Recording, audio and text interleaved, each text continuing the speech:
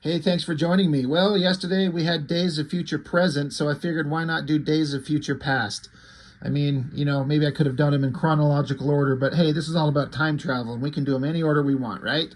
So yeah, I did this book, Days of Future Present, and I was saying in this book that, or in this book, this video, that when I read these stories, these four annuals, Fantastic Four, New Mutants, X Factor, X-Men, it was the first time I was introduced to a lot of concepts of the Fantastic Four and Franklin Richards and Nathan Summers and all these things. I was early in my comic reading kind of life, and I enjoyed it. There was a lot of elements about it that I really, really liked, but I didn't know exactly about the Days of Future Past. I don't know if I've heard of it. It's been so long ago, I can't really, recreate in my memory the exact order of how things went. So it's all a little blurred. Sometimes these things just kind of all just mix together, and that's just how it is. But I did eventually become aware of the Days of Future Past, and I saw this cover everywhere. And I didn't get to read it almost ever. I honestly think my reading of this collected edition might have been the first time I've ever actually got to read the story in its entirety. I don't know that I got to read this. I'm really trying to remember. If you've been following my channel, you know that I've gone through the old classic X-Men issues. And I actually keep them right next to my desk all the time. Well, that's X-Men Teen Titans. But these old classic X-Men issues were my introduction to the old school X-Men characters. I was reading these and Uncanny X-Men at the same time. And so I was getting their history as well as their current story.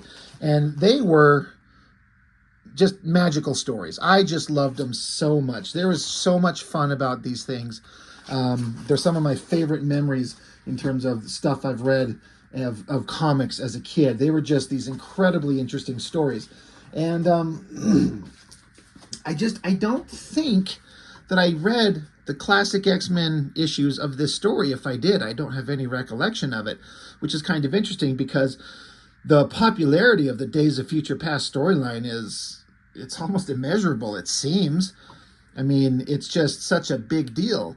So, but I, over the years, became aware of the majority of the basics of the story just through articles, magazines, reference, just kind of absorbing the basic information. You kind of get the story. So having now actually read the original material, I'm mildly disappointed. I don't know how else to say that. Why? Well, this collected edition, which is printed in, I guess 91 is the copyright on this. It says 91. I'm guessing that this is when this book was made, I suppose, because I know that the original books, I looked it up, were printed in 1981. This indicia or whatever on this corner box up here says 1980. I've said this before, and not to trail off on another subject before I keep going, but I'm constantly just amazed that these stories at this quality, at this level, and have retained their popularity were being made when I was, at this time, 3 years old. Like, they're so old, but they still resonate to this day. And it's just shocking. But why was I kind of disappointed in this? I feel like I've been kind of ruined a little bit because of... Sorry, I'm busting out these things again. The old issues. I've talked about this at length. These old copies. And now this is classic X-Men. This is reprinting the stories something like a decade later, but this old newsprint and the way that the colors reproduce this old look of these old classic books, there's something to me is just magical, and I can't tell you what or why. It looks so perfect in this old style. And I know that there are creators out there that try to make their books to mimic this, like the white paper is kind of like a faded yellow, and just to kind of give it that old grainy newsprint look. And I appreciate that, but I don't know how close you can actually get to it if it's not done the old school traditional way. And so the reason I bring that up is because in this book, it's printed on, it's not the same thing. It's on nicer, cleaner paper. The colors are a little bit more vibrant. The whites are white. It's a nice, cleaner, newer production method. And so it technically looks better, but it just doesn't look quite the same. I don't like it that much. And another thing, again, I don't know if you're going to be able to see that. I've talked about this before.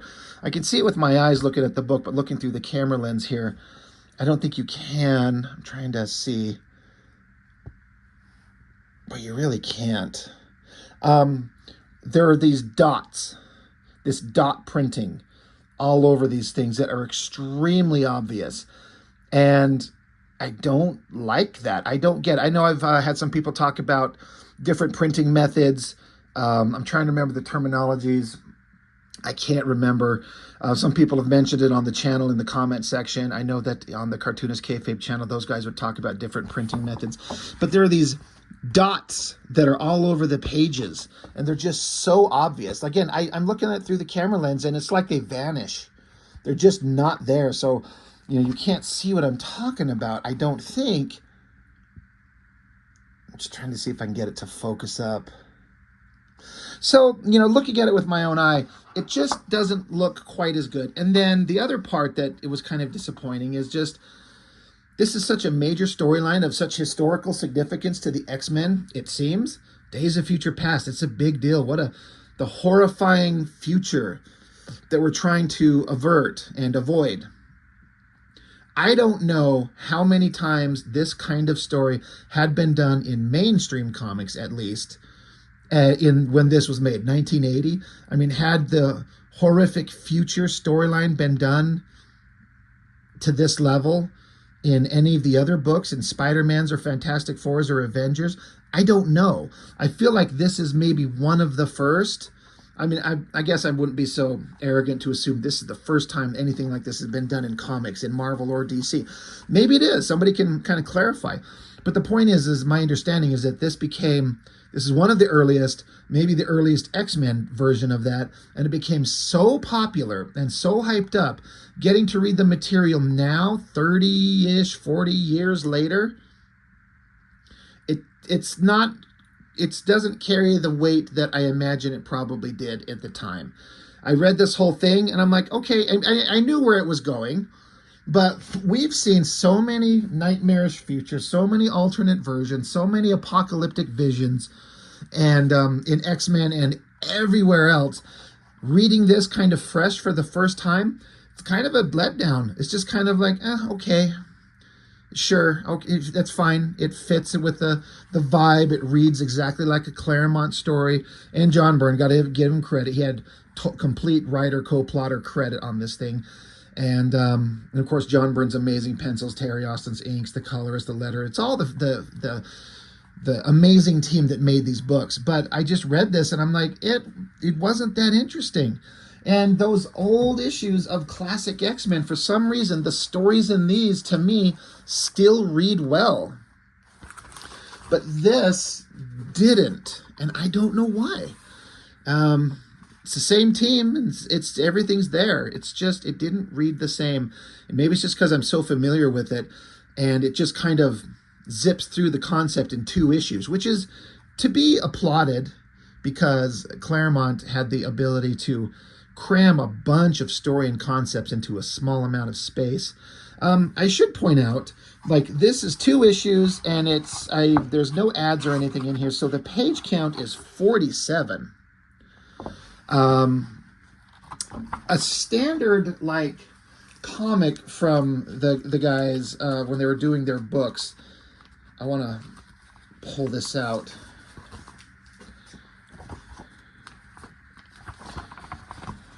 It wasn't like it's 17 pages. This story in the Dark Phoenix saga, like this one, for example, when he this classic scene where he shows up and turns around. And he's like, all right, suckers, you've taken your best shot. Now it's my turn. It's only 17 pages. Sorry. I don't know how many of you else do that, but even from afar, I could smell this old newsprint. You bring it up close, and there's that scent of old paper and ink, and it's just this weird thing. Like, if you know, you know. But the point is, 17 pages in a standard comic, and this entire thing, what did I say, 47, 48? That's a big book. So, when I'm saying it felt like they blasted through it really fast, it's only 2 issues. Maybe it's more like 3 or 4 of their standard size. But anyway, I think the concept is interesting. I just didn't find myself riveted. But maybe if I read this when I was a kid, the same way I did with those others, I'm not too arrogant to assume that there's not a huge component of nostalgia that attaches me to certain things. I read those old books and they were magical to me as a kid, and thus they will always be. This thing I did not read when I was a kid, and so it doesn't feel the same. And so maybe if I would have read it, I certainly understand for those of you who are old enough to have read this in real time, I bet it was amazing. I mean, it has to be, considering how popular it was. It really picked up people's imaginations, as I understand it. And if I also understand correctly, before we start digging into the story real quickly, there's this backup from Louise Simonson saying, in January of 1981, Phoenix had recently died. The readers of the Uncanny X-Men were aghast. And it was then that Chris Claremont and John Byrne gave us a vision of an even greater disaster, a bleak, apocalyptic future where mutants are pursued by robot sentinels and psychic hounds, interned in concentration camps and one by one slaughtered. Chris and John have strong personal, sometimes disparate visions, and their synthesis on the X-Men produced some of their finest work. Soon after the original publication of Days of Future Past, they dissolved their long partnership, and while Chris continued to write Uncanny X-Men, John began to both write and draw the Fantastic Four.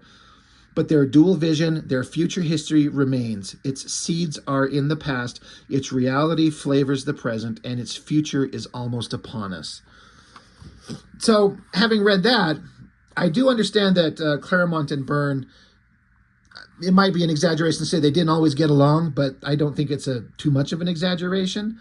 And like they're saying right there, but even with clashing kind of ideals, they still managed to produce great work.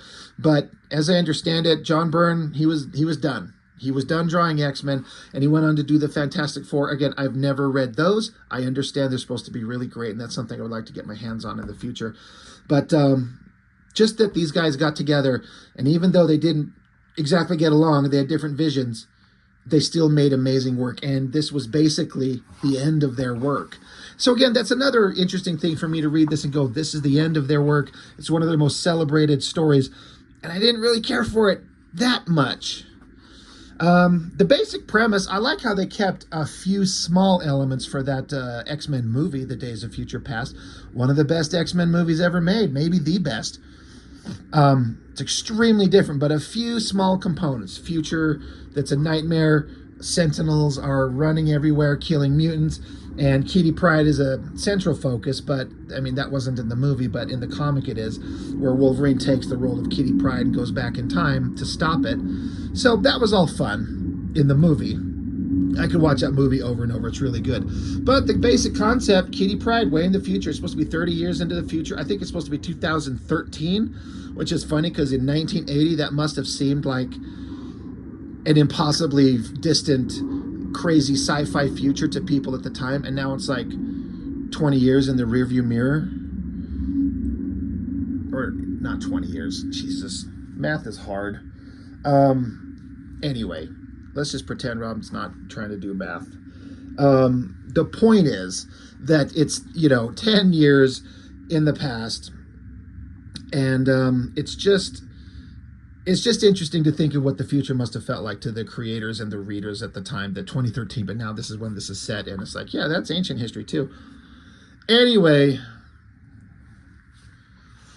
she's got a collar around her neck. It negates her powers. She's running some errands on the instructions of the Sentinels. She falls into a trap, and there are these humans who hate mutants, and they're going to kill her. So she has to rely on her physical abilities to kick the people straight in the nuts, and which she does, but they're going to get her. But, of course, Wolverine shows up, and this is one of those iconic versions of Wolverine that was made for this one story with the jacket, with the fur kind of collar, and the gray or kind of Reed Richard hair, which you'll see here. Sorry, I had a little glitch on my phone there. I hope that didn't interrupt anything. Anyway, Wolverine shows up and kicks the shit out of him, but he's saying that he can't. Normally, he would just rip his claws open and just shred these people into pieces. But if he did that, it would tell the Sentinels that Wolverine's back in town, and he doesn't want to have them know that yet because he's been up working with the Canadian Resistance Army. But they're working on a plan. He's getting her technology to. For this plan that they're working on to stop the Sentinels. He gets her some technology, says that she should be able to sneak it in to the concentration camp where she's at, and they'll get back together later once her plan is going. Then it cuts to, you see like things like buses being pulled by horses.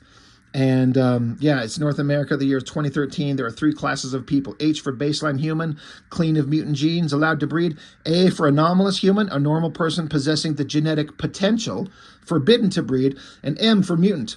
Bottom of the heap, made as pariahs and outcasts by the Mutant Control Act of 1988, hunted down with few rare exceptions, killed without mercy.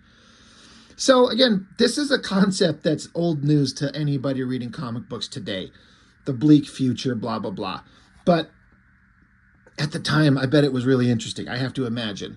So she comes in and identifies herself, and they see that they give her a scan. She's not lying. It's like, you were late. And she's like, well, I was attacked by people. And they're like, they can tell that she's not lying because she didn't. She just, omitted stuff and kept walking. And then she's thinking to herself as she passes the gravestones of Johnny Storm, Ben Grimm, Xavier, Susan Storm, Reed Richards, Scott Summers, Warren Worthington, Kurt Wagner, probably Bobby Drake.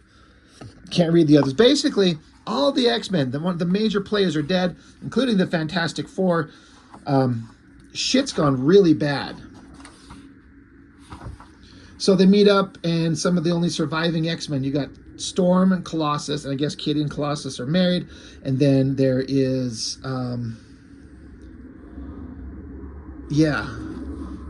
Logan's the only one alive, and as far as the original X-Men, Logan, Kitty Pryde, Storm, Colossus, and then the other 2 are Franklin Richards, which I thought was interesting, having read this, and going back to, Franklin Richards was a major story component, like the major story component of this one. But he's in this one, and it says his lady Rachel, a telepath, telekinetic, and she's with him, and it's a dainty little redhead girl. Now I'm like, is this supposed to be Rachel Summers, who goes into the future, she's like one of those Ahab hellhounds? I don't know anywhere that they say this is Rachel Summers. She's just redhead and named Rachel, and she's with Franklin. So that's an interesting connection to that other follow-up storyline, even though they're not like same timelines or anything like that. It's a completely unique story. Anyway, Magneto's here. He's in a wheelchair. They're getting their plans. They're going to stop the Sentinels. It's going to be dangerous. Everything's going to be, they can fix this horrible future, but it's super dangerous. And of course, Kitty and Colossus are together, and Colossus is a little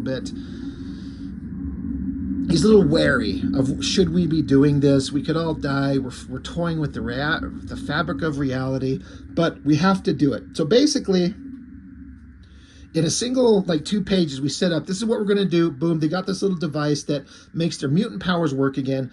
And this redhead girl, Rachel, she just does the thing where she gets with Kitty, and then the concept like we saw in the movie where Kitty Pryde somehow magically had this ability to send Wolverine's mind back into his body back in the 70s. They do the same thing here. They send Kitty Pryde's adult mind back into her child body. At least it's going to happen here. So now we cut to modern day X-Men. And this is very soon, very, very soon after the death of the Phoenix. So Cyclops is gone. Storm is in charge. Kitty Pryde is brand new to the team. And we're doing the same thing we see over and over and over again, which at the time was probably not a big deal. But in all the comics I'm reviewing, it gets kind of old. Is a team is in a danger room, or the holodeck, as I like to keep referring to it, and they're always training. But it makes sense because the team's trying to stay crisp and sharp, and they got to train somewhere. And so here's a room where it gives them kind of all kinds of fun, adventurous stuff to fight robots and exploding walls and lasers and fucking dart shooting things. I don't know. And it makes for story points where shit can go bad and go dangerous for stupid Kitty Pryde just walks into the room and then she gets freaked out. She panics. She can't go intangible. So now the whole team has to stop everything and save her from getting killed because she's just too stupid to notice that there's a warning light on. But of course, it just allows us a time or a moment, story-wise, to bring everyone who might be a new reader up to speed on who these people are and what they do and how much of a team they are and the adventures they go through. But they basically save her from getting killed. And they're like, hey, be careful. Don't walk in the room when there's the hazard lights on, like we're training. She's like, well, I thought you would have locked the doors. Like, just don't be stupid, kid. So, it feels a little simplistic that she just walks into the danger room and now everyone almost has a horrible experience. Colossus almost gets crushed and there was almost death and destruction, but we saved it and we're all fine and we're all a team. It makes sense, but it reads a little, it's old-fashioned in its presentation. And it doesn't make it bad, but it makes it a little tough to kind of swallow when you're used to different types of comic stories. Now, again, I acknowledge 100% that this thing was made at a time and this was like cutting edge, awesome comics and everyone loved it. And so I'm not trying to shit on it, but it's just different. It's a different read for me these days. But now they put Kitty Pryde through her paces and just all you have to be is intangible. So she shuts her eyes and just walks through this danger room and it throws everything it has at her and it doesn't do a damn thing. And she just walks to the other end. And the X-Men are laughing their asses off because they're like, Professor X spent weeks conjuring up a great program to challenge Kitty Pryde, and she walks through it with her eyes closed. Wolverine especially seems to think that's fucking hilarious. But, I mean, when your powers you can be intangible, nothing can touch you, nothing can hurt you. Well, of course that's what the case is going to be like. Anyway, it's at this moment where future Kitty Pryde's mind zaps into her brain and she just drops to the ground unconscious. And so the X-Men are like, what the hell is going on? Nothing happened to her. She just dropped unconscious. They get her to a bed. They check her out. The technological equipment in sickbay here tells them that something's different, but we don't know what it is. We need somebody smarter. Kitty Pryde wakes up and she's super thrilled to see Nightcrawler. Now, this is an important, interesting moment because they were talking about in a page here previously where, and it's kind of a holdover from some previous storylines, is that Kitty Pryde was always nervous around Nightcrawler because he looks like a blue-skinned demon from hell. He's like the nicest guy ever, but she's just not used to him and she's still nervous. And she's better, but she's still nervous. And Wolverine mentions it here. It's like, she's still kind of nervous around you, dude. And he's like, yeah, I know. It's going to take some time. But, we'll break through eventually. We'll be able to be friends, even if it takes a long time. Well, Kitty suddenly wakes up, and she's just holding him with, affection and love. Like, oh, my God, you're alive. And like, what the what? And she's like, look, I don't know how to explain this to you, but my mind is from the future. I'm come back to the past to stop a horrible future. And they're like, sure, yeah, okay. I got to point this out, and I know I'm probably in the minority, but I can't remember. Somebody explained to me why. I think was it Dave Cockrum, when he designed Storm, gave her cat eyes? It never worked.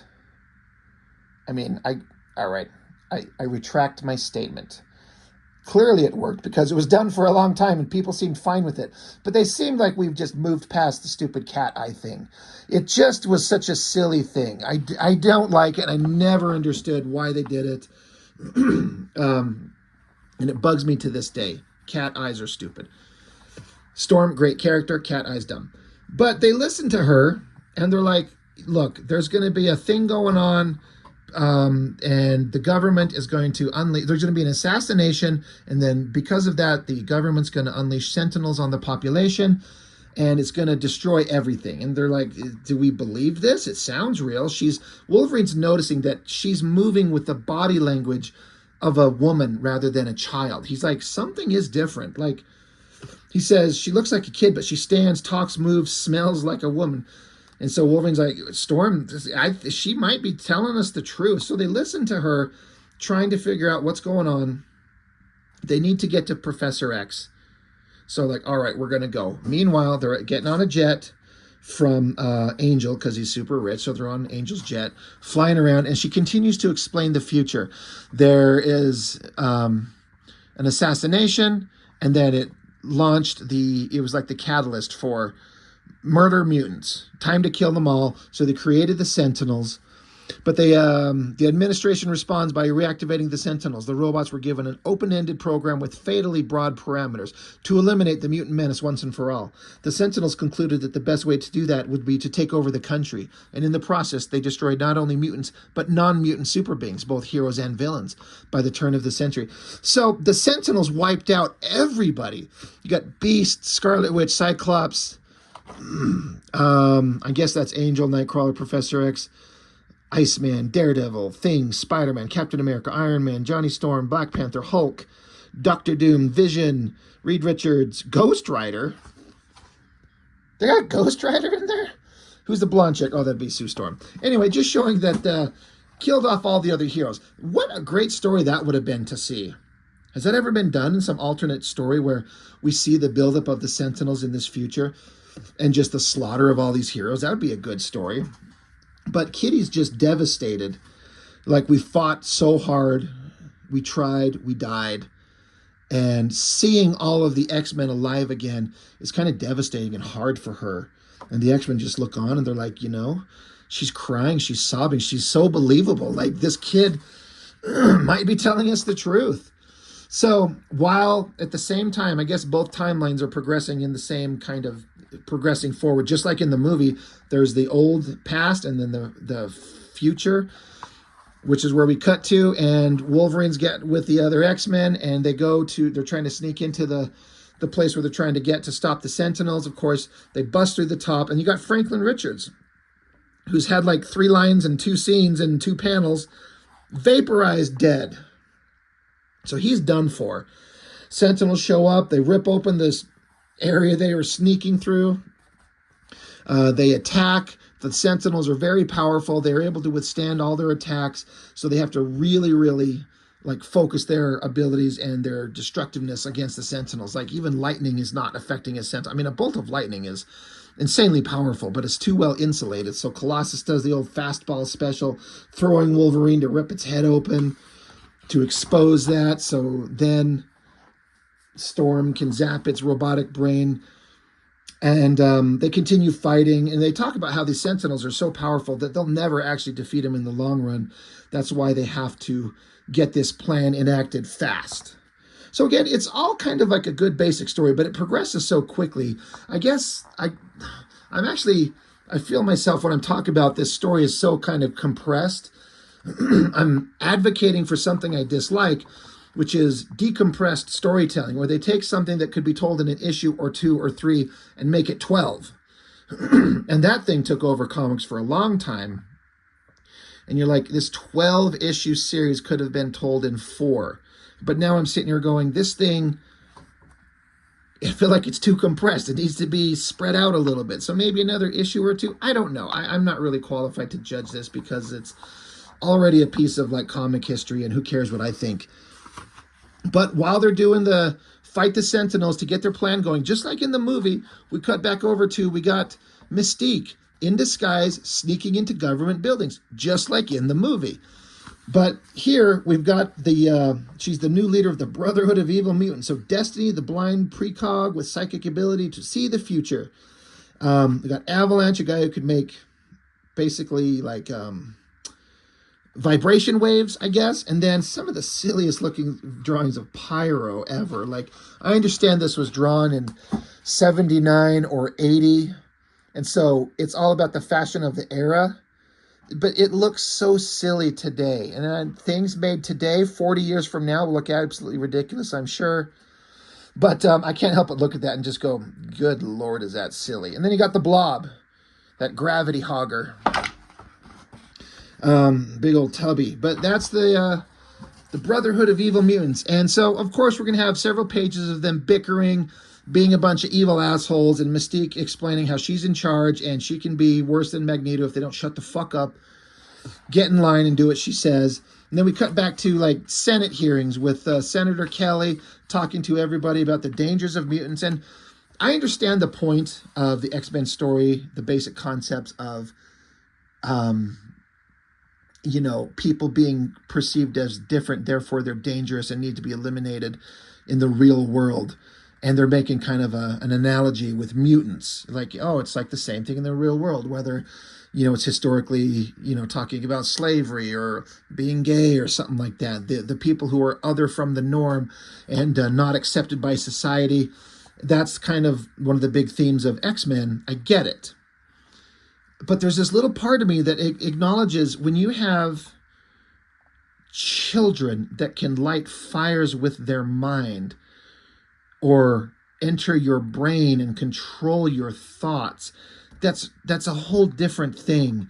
And I think it's a reasonable thing to consider. And not to say like they should round up mutants. I'm not saying that, but it's not an unreasonable reaction for normal people to be like, these people can do anything they want. Now, the X-Men are noble because they train and control their powers and have morality. But when you got like evil people who do evil things that could literally kill the population with a thought, like, it's an entirely different concept on its own that bears serious discussion. But that's where we do that in fiction and stuff like that, to explore these ideas. So anyway, that's what they're doing. Professor X is there with Moira, and, they're trying to institute the Mutant Registration Act. We've all heard of that in all the X-Men movies, of course. They notice that Professor X sees in the crowd that the X-Men are there. Like, what the hell are you doing there? She's like, just read my thoughts. We don't have enough page count space to have me tell you this. Just read my thoughts. So in the next panel, it's just done. Anyway, while the Senate hearing keeps going on, and Senator Kelly is trying to convince everybody that mutants are a real danger, boom, the walls explode, and then there's the Brotherhood of Evil Mutants. And I guess they want to make a big public assassination, because it's kind of a stupid thing to do, is just knock down a wall. But maybe that's what they want to do. But before they can get to him, bolt of lightning, boom, there are the X-Men in uniform somehow. Colossus, Wolverine, Storm, Angel, Kitty Pryde, Nightcrawler. All the best members of the team minus Angel. Like, the guy can flap his wings. Like, he's kind of useless until he became Archangel. But anyway, that's the end of issue 1. So I guess pretty good setup, If any of you out there who read this in real time when it came out, when you were a kid or whatever, what did you think of this story as you read it? When you got to end of issue 1, like, what were you thinking? Was this amazing? Was this incredibly awesome? Were you totally, like, riveted? That part of it is a little bit, not a little bit, it's completely eliminated for me on my first read, because I know exactly where this story is going. There's no mystery left. I'm not going to be surprised. But trying to imagine the story, reading it fresh, is a little bit difficult. So I would really like to know, for those of you out there who read this in real time when it was published in 1980, what did you think? So issue 2, of course, we're going to have the splash page recap. Same team, Claremont writer, John Byrne writer, co-plotter, and penciler, Terry Austin inker. The cover, I wonder if people had any idea that what you saw on the cover was about to be something you really see. That's a hell of a cover. To just look at that and go, Wolverine's getting vaporized in this issue. Everybody dies. I wonder, like, what did people think of that? Did you believe it? That's pretty awesome. But, excuse me, recap of what was going on, and then we just pick right back up. Great shot of the teams facing off. Love that shot. I'm pretty sure that's in the John Byrne artist edition that I've got sitting right above me. That's buried under a bunch of shit. I was going to get it out and show us, but I've already done a video on it. But stupid, Senator Kelly's like, you're all a bunch of mutant criminal assholes. Arrest them. What kind of dumbass sees people that can do the kind of shit they do and just tell the cops to arrest them? Like, Mr. Everyday Cop with a nightstick and a 6-shooter revolver. What's he going to do to Blob and a guy that controls fire? But they smack the cops around. Avalanche, blows up the ground underneath them. Good superhero fights. Nightcrawler's beating the shit out of Avalanche, but Destiny kind of tells Avalanche, punch this direction. That's where he'll be. Boom. She slugs him because she can see the future, so she knows where Nightcrawler's going to teleport. Pyro's shooting his flames at Colossus, and they're having a conversation back and forth about, can you melt? And Colossus is like, I don't know, but I don't think I'm going to find out. just bright yellow flame, like that's not going to melt steel. Like you got to be a lot hotter than that. And I don't know if they've ever said that pyro, who can accelerate fire and make it grow, can he? I doubt he could get that hot. But of course, we got to have some danger for Colossus to face. Wolverine's heading off. Looks like he's gonna stab Pyro right in the fucking skull. But Storm stops him. She doesn't want anybody to die. Meanwhile, Angel got Kitty out of there. They're like way up in the fucking sky. All right. Meanwhile, Professor X and Moira, they're trying to get out of there, or figure out what's going on. But then we got Mystique. We don't know it, but we know, but they don't know. That's Mystique. Drag him into another room, shoots some knockout gas on him, and reveals herself. She's like, yeah, I'm Mystique. We're going to murder this guy. Meanwhile, Mystique and Destiny are planning their assassination to free mutants. And then we cut back to another recap of the basic history of the story, where they're setting up their plan to stop the mutants. She transported her mind back into her younger self. She had to convince the X-Men.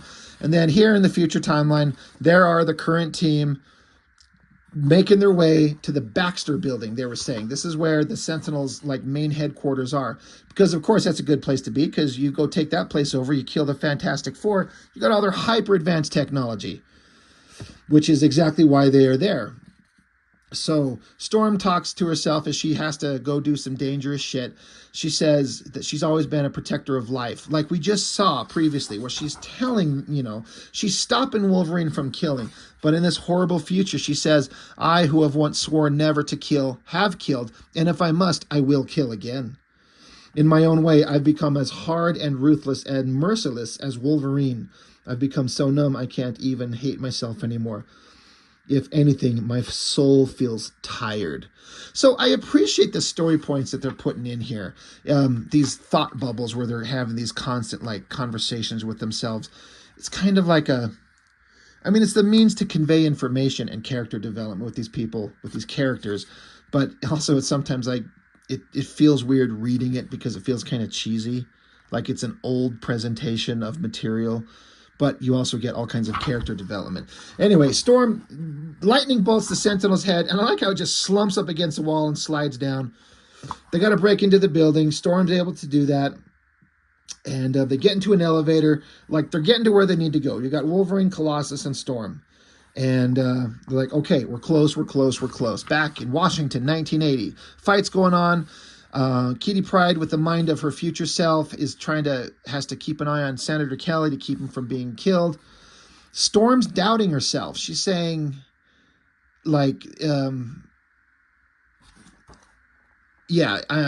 Xavier's faith in naming me team leader, my debut is rapidly turning into a debacle. Cyclops could do a far better job. But Cyclops is not here.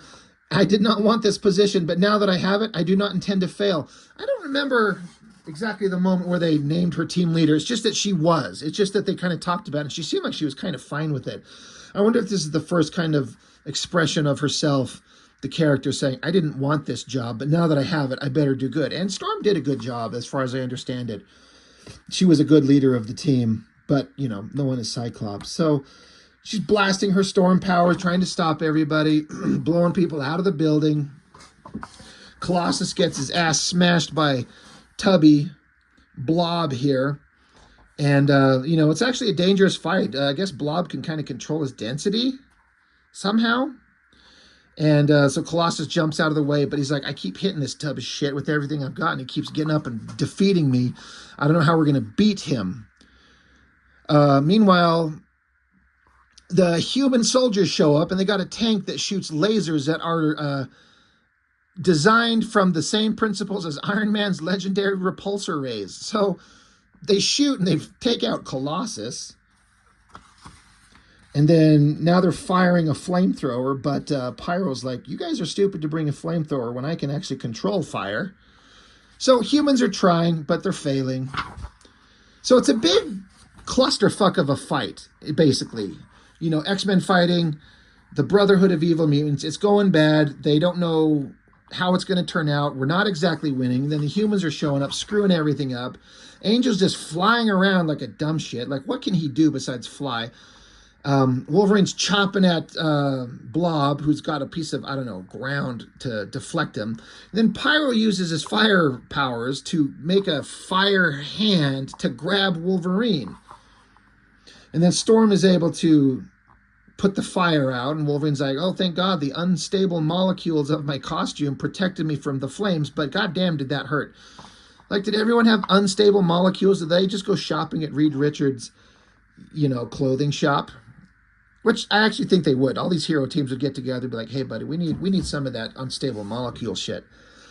And then I guess Mystique disguises herself as Wolverine, and that's the one sneaking up behind Wolverine. And the real Nightcrawler is like, holy shit, that's not me, that's somebody else, get out of the way. So now they're fighting, and Wolverine's still disoriented from his almost getting burned to death. I mean, that wouldn't kill him, but we don't know that in this era. We haven't really explored the level of Wolverine's regenerative powers. But he's like, my senses can't tell him apart. But he's like, I'm going to go in and I'm going to start fucking stabbing people to death. And the real Nightcrawler will be able to teleport out of the way. That's a pretty big gamble there, Wolverine. And Storm shows up, and she's like, she tells him to put his claws away. And he's like, bitch, you go fuck yourself. And she's like, you go fuck yourself. I'm in charge. You will only use your claws when I say. And Wolverine's like, bitch, I ain't listening to nothing you say. And she's like, you will take it from me. You possess speed, strength, unbreakable skeleton. It makes you nearly invulnerable. You shouldn't need your claws except in the most extreme circumstances. So put them shits away. And so he does, begrudgingly, saying this conversation's not over. Meanwhile, while they're having this fucking little moment, the Nightcrawler's over here fucking getting the shit beat out of him. You think that they'd, solve this problem first and then have their little, character development moment where Storm's going to be like, I'm going to be the leader and we're not going to kill. And Wolverine's going to stab her titties to death. But he decides to listen to her. The timing's kind of weird. There's a fight going on. We don't have time for this. Anyway, while they're standing around fucking around, Avalanche rips up the ground, sends everyone flying. So now we have to stop Avalanche. And so I'm sure this was clever in 1980, but Colossus comes with a giant steel I-beam. Wolverine's crouched down on the ground. And so they do a lever action. Props it up on Wolverine's back, shoves the steel beam under stupid Blob's fucking fat nutsack, and then they pivot him up like a seesaw. I thought Blob couldn't be moved, was the whole point of him. I guess if you pivot him with the steel I-beam. So now he comes flying down, so he's got all that mass coming down, and then Colossus socks him hard in the face, and I guess that puts him down, sends him into Avalanche, knocking him down, and then Storm makes it rain, puts out the fire, and then Nightcrawler smacks the shit out of Mystique, knocking her ass out, and then so she's lying here, and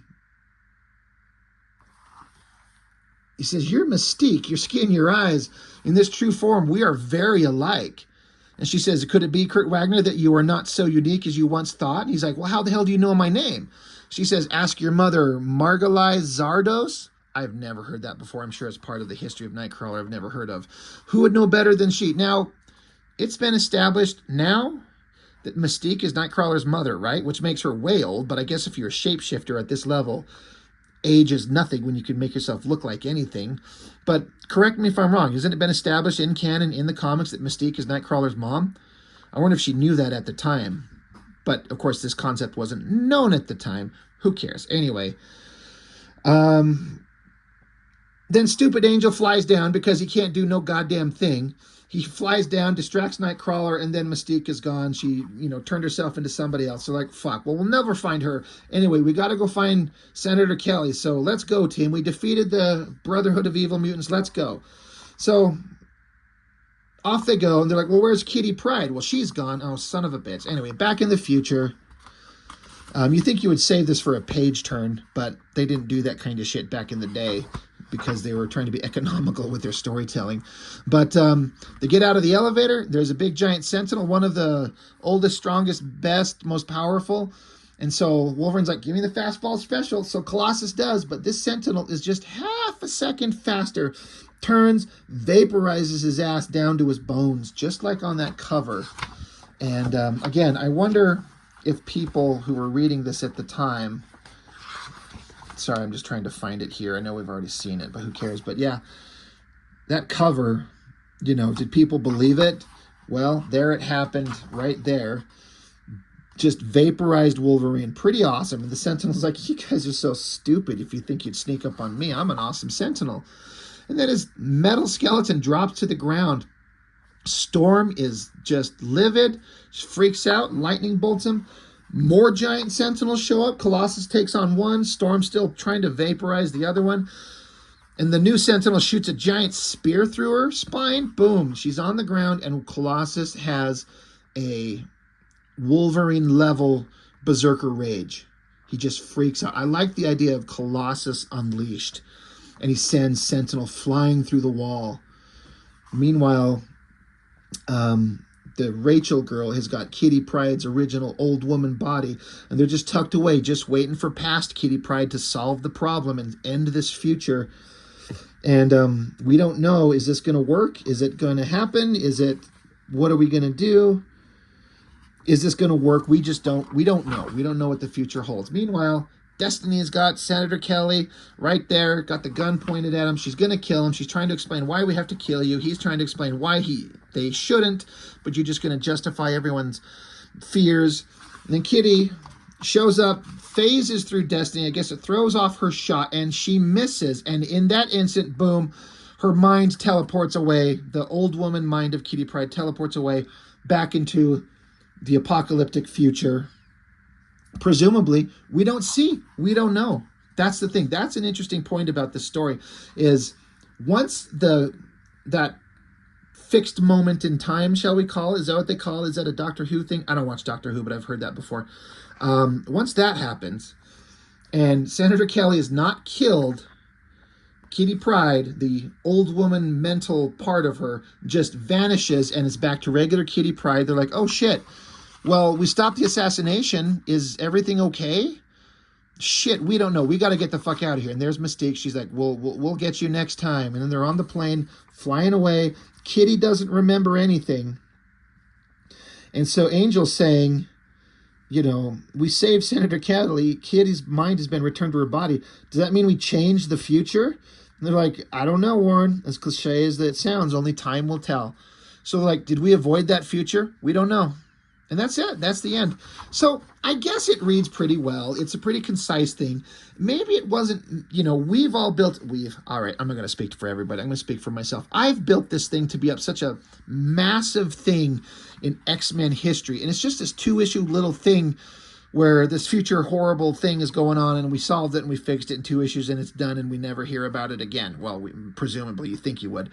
But it absolutely kept coming up because it became so popular. So, you know, I guess it's fine. You know, because I didn't get to read it as a kid and it's not part of my childhood, it doesn't carry the weight that some of the other things did. But it's a good story. And again, if I understand correctly, somebody tell me if I'm wrong, as they were saying in the end of this afterword by Louis Simonson, like it said, soon after the original publication, they dissolved their long-term partnership. So were these the last issues that Byrne and Claremont did together on X-Men? Was that it? Or did they do this and then a couple others and then it's over? This would be a hell of a way to call it the end of their epic run, you know, is these 2 issues. Anyway, so yeah, I'd be really curious as to what anybody's got to say about this, what their feelings are. If you read it when it really came out in real time, did you love it? Was it amazing? You know, I like to get the perspective of people who read this when it actually happened, and what did you think about it? Because there's no denying the impact that all of these X-Men stories have that still resonate to this day. They're still pulling from these original source material things. And it really makes you wonder about the nature of comics. Like, you'll get a really great run come along from some incredible creators that set up these major story points, you know, the 60s and 70s and early 80s. And then it's like everything's just been, in a way, regurgitating variations of that stuff. And to be fair, I'll sit here and say, we should do something new. But when they do something new, I'm not interested. I'm like, it's not as good as the old shit. Go back to the shit that was good when it was the old stuff. And so they go back to the old stuff. And then we're like, hey, stop regurgitating old shit. Create something new. And so they try something new and nobody likes it. Which is why I stopped reading X-Men years ago. I feel like these corporate characters, there's only a finite amount of time you can read these things because they just start going in circles of the same shit over and over and over, and they never really move forward because you can't age them out, really, because who wants to do that? But you want the characters to grow.